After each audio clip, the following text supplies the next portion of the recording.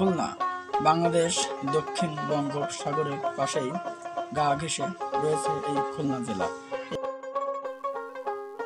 এই খুলনা জেলায় অনেক অনেক সবজি চাষ হয় এবং সেই সবজিগুলো কেমন হয়, দেখতে কেমন এবং খেতে কত সুস্বাদু তা আজ থাকছে আমার ভিডিওতে।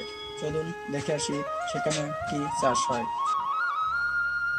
তো আমি এখন আছি দক্ষিণ ডুমুরিয়া কাপালিডাঙ্গা বড় বিলে। এখানে ঢেঁড়স চাষ সবজি চলছে, দেখি তাদের এই ঢেঁড়স কেমন হয়েছে। চলুন তার সঙ্গে কথা বলে আসি। ভালো আছেন? ভালো আছেন?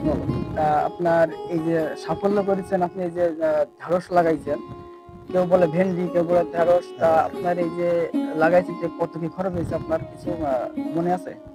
এই জমির পিছনে জি, বাবা কথা আছে কি, জমির পিছনে খরচ তো এই সমস্ত করতে গেলে একটা প্রচন্ড খরচ। কিন্তু খরচ যেভাবে মানুষের বা আয় ব্যয় যে খরচ আছে, আমি কিন্তু ওই খরচ না, মানে অবশ্য নিজেরাই আর কি, নিজেরে শ্রম, নিজেরে চেষ্টা, নিজেরাই সব করেছি আর কি। এখন আমার এই ক্ষেত গুলো, এই যে 4-5টা ক্ষেত আমার করা, সব নিজেকে শ্রমে, নিজেকে এই পর্যন্ত আমরা কিষেন টাকা দিন। আজকে এই যে এই কিষেন করা যাচ্ছে, এই হলো আমার কিষেনের টাকা, এই প্রথম। হ্যাঁ, আর এই সব আমরা নিজেরই, আলহামদুলিল্লাহ। যাই মোটামুটি। তারপরে এর একটা ক্ষেত, এই যে ক্ষেতটা 1.5 বিঘা জমি, 1.5 বিঘা জমি সর্বনিম্ন যারা অন্য লোকে করাচ্ছে তাদের এই পর্যন্ত 30 থেকে 35,000 টাকা ব্যয় হবে, তাই তো? তা আপনার আশা করি আপনার খরচ কম হয়ে যেত। আপনি যে গাছটা দেখি, আসেন দেখেন, প্রত্যেকটা গাছে এই যে ঢেঁড়স, সুন্দর সুন্দর ঢেঁড়স দেখছেন, একদম গাছে ভর্তি, 10টা 5টা করে সব ঢেঁড়স গাছে, ফুল, অনেক ফুল। আর এটা আগামীকাল ফলন তোলা হবে।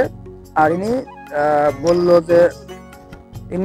বলল যে পিছনে 2 দিন ফলন তোলা হয়েছে। এই ফলনগুলো এত সুন্দর সুন্দর ঢেঁড়স যে আপনার 2 বস্তা, মানে ধরেন 20-40 কেজি।